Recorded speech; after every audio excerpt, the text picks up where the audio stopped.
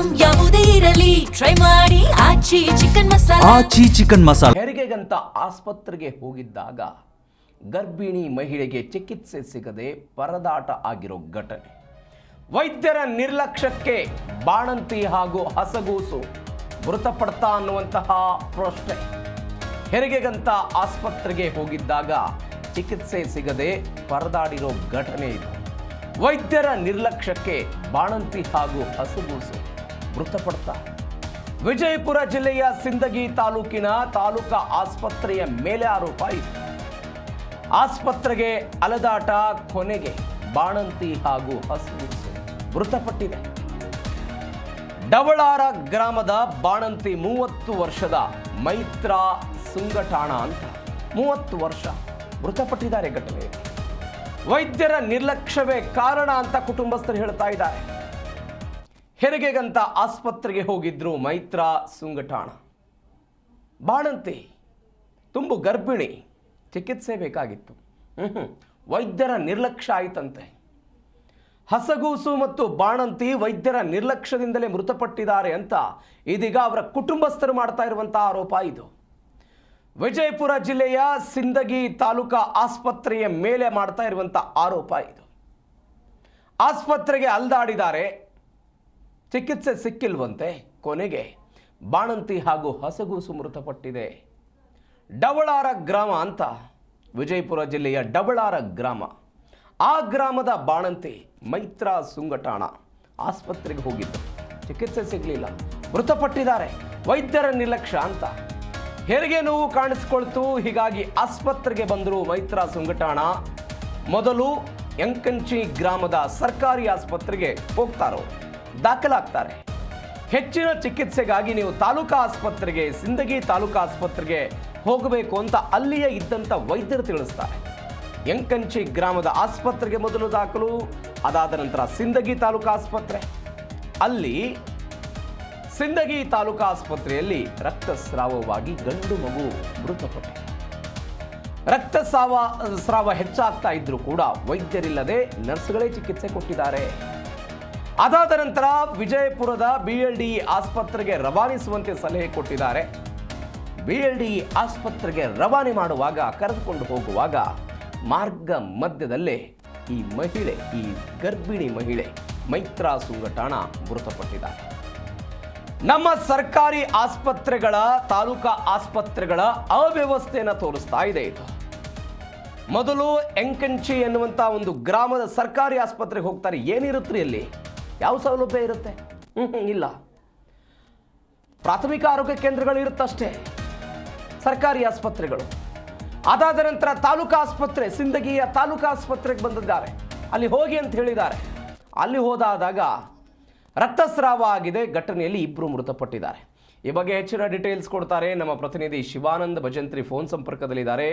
ಶಿವಾನಂದ, ಗರ್ಭಿಣಿ ಮಹಿಳೆ ಮತ್ತು ಆಗ ಹುಟ್ಟಿದಂಥ ಕೂಸು ಮೃತಪಟ್ಟಿರುವ ಘಟನೆ ಹೆಂಗೆಲ್ಲ ಆಯ್ತು? ಈ ಘಟನೆ ಏನು ಆರೋಪ ಮಾಡ್ತಿದ್ದಾರೆ ಕುಟುಂಬಸ್ಥರೀಗ?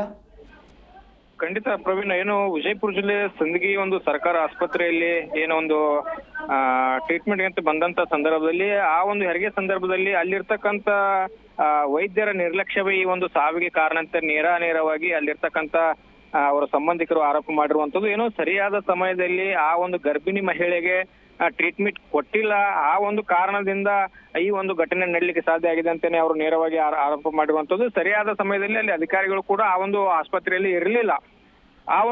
ಅನ್ನೋ ಕಾರಣದಲ್ಲಿ ಅಲ್ಲಿಂದ ಸಿಂದಗಿಯಿಂದ ಮತ್ತೆ ವಿಜಯಪುರ ಆಸ್ಪತ್ರೆ ಒಯ್ಯುವಂತ ಸಂದರ್ಭದಲ್ಲಿ ಈ ಒಂದು ಸಾವು ಘಟನೆ ನಡೆದಿರುವಂತದ್ದು. ಅಲ್ಲಿರ್ತಕ್ಕಂಥ ಸ್ಥಳೀಯರಾಗಿರ್ಬೋದು, ಅಲ್ಲಿರ್ತಕ್ಕಂಥ ಸಂಬಂಧಿಕರು ಕೂಡ ಆಗಿರುವಂತದ್ದು. ಏನು ಆ ಸರಿಯಾದ ಸಮಯದಲ್ಲಿ ಸರ್ಕಾರ ಅವರಿಗೆ ಒಂದು ಸಂಬಳವನ್ನು ಕೊಟ್ಟರು ಕೂಡ ಆಸ್ಪತ್ರೆ ಮಾತ್ರ ಅಲ್ಲಿರುತ್ತೆ.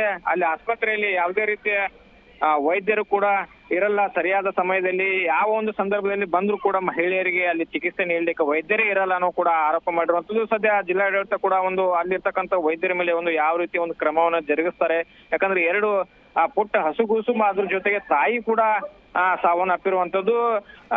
ನಿಜವಾಗ್ಲೂ ಇದು ಒಂದು ಅಮಾನವೀಯ ಘಟನೆ ಅಂತ ನಾವು ಹೇಳ್ಬೋದು. ಯಾಕಂದ್ರೆ ಜಿಲ್ಲೆಯಲ್ಲಿ ಒಂದು ಸರ್ಕಾರ ಕೈತುಂಬ ಸಂಬಳ ಕೊಟ್ಟು ಅವರಿಗೆ ಎಲ್ಲಾ ರೀತಿಯ ವ್ಯವಸ್ಥೆಗಳನ್ನು ಮಾಡಿದ್ರು ಕೂಡ ಆ ಒಂದು ಆಸ್ಪತ್ರೆಗಳನ್ನ ನೋಡ್ಲಿಕ್ಕೆ ಮಾತ್ರ ನಾವು ಕಾಣಬಹುದು. ಅಲ್ಲಿ ಸರಿಯಾದ ಸಮಯದಲ್ಲಿ ಅಧಿಕಾರಿಗಳು ಇದ್ರೆ ಈ ರೀತಿ ಘಟನೆ ಕೂಡ ನಡೆಯಲ್ಲ ಅನ್ನೋದು ಕೂಡ ಅಲ್ಲಿ ಇರ್ತಕ್ಕಂಥ ಗ್ರಾಮಸ್ಥರು ಮಾತ್ರ ಆಗಿರುವಂತದ್ದು ಪ್ರವೀಣ್.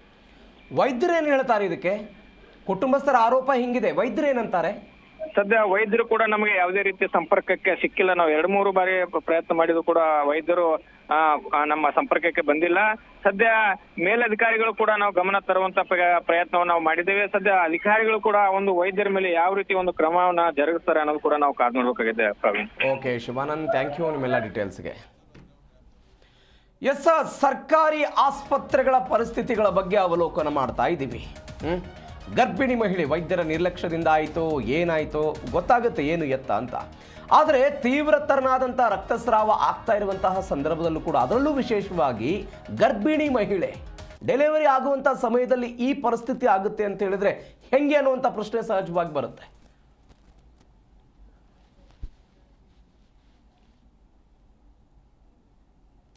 ಒಂದು ಗಂಟೆಗೆ ಬಂದೀವ್ರಿ ನಾವು ದವಾಖಾನೆಗೆ.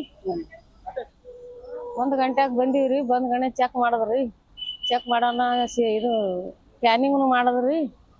9 ಪಾಯಿಂಟ್ ಆದ್ರೆ ರಕ್ತ ಅಂತ ಹೇಳಿದ್ರಿ ಅವರು. ಅದು ಮುಂದೆ ಹೆಂಗಾದ್ರಿ ಸಿಸ್ಟರ್ ಇಲ್ಲ ನಾರ್ಮಲ್ ಆತು, ಬಾಣೆತನ ಇದ್ರತನ ನೀವು ತಿರ್ಗಾಡ್ಸ್ಲಕ್ ಹಚ್ಚಿರಿ, ತಿರ್ಗಾಡಕ್ಕೆ ನಾವು ತಿರ್ಗಾಡ್ಸ್ಲಕ್ ಹಚ್ಚಿರಿ. ಅಲ್ಲಿದೊಂದು ಇಂಜೆಕ್ಷನ್ ಮಾಡ್ಯಾರಿ 5:20ಕ್ಕೆ. ಅಲ್ಲಿ ಮ್ಯಾಗ ಸ್ಟೇಜಿನ ಮೇಲೆ ಒಯ್ದು ಹಾಕಿ ಬಾಣೆತನ ಮಾಡ್ಕೊಳ್ಳಿ ಹೇಳದಾಗ ಆ ಸೇಮ್ ಹೊಟ್ಟೆ ಸಿಕ್ಕಂಗೆ ಒತ್ತಾಡಿ ಆ ನಮ್ನಿ ಮಾಡಿಬಿಟ್ಟಾರೆ. 1 ಗಂಟೆಗೆ ಬಂದೀವ್ರಿ ನಾವು ದವಾಖಾನೆಗೆ. 1 ಗಂಟೆಗೆ ಬಂದೀವ್ರಿ. ಬಂದ್ ಗಣೆ ಚೆಕ್ ಮಾಡಿದ್ರಿ. ಚೆಕ್ ಮಾಡೋಣ ಇದು ಸ್ಕ್ಯಾನಿಂಗ್ನು ಮಾಡಿದ್ರಿ. 9 ಪಾಯಿಂಟ್ ಆದ್ರೆ ರಕ್ತ ಅಂತ ಹೇಳಿದ್ರಿ ಅವರು. ಅದು ಮುಂದೆ ಹೆಂಗಾದ್ರಿ ಸಿಸ್ಟರ್ ಇಲ್ಲ ನಾರ್ಮಲ್ ಆತು, ಬಾಣೆತನ ಇದ್ರತನ ನೀವು ತಿರ್ಗಾಡ್ಸ್ಲಕ್ ಹಚ್ಚಿರಿ, ತಿರ್ಗಾಡಕ್ಕೆ ನಾವು ತಿರ್ಗಾಡ್ಸ್ಲಕ್ ಹಚ್ಚಿರಿ. ಅಲ್ಲಿದೊಂದು ಇಂಜೆಕ್ಷನ್ ಮಾಡ್ಯಾರಿ 5:20ಕ್ಕೆ. ಅಲ್ಲಿ ಮ್ಯಾಗ ಸ್ಟೇಜಿನ ಮೇಲೆ ಒಯ್ದು ಹಾಕಿ ಬಾಣೆತನ ಮಾಡ್ಕೊಳ್ಳಿ ಹೇಳದಾಗ ಆ ಸೇಮ್ ಹೊಟ್ಟೆ ಸಿಕ್ಕ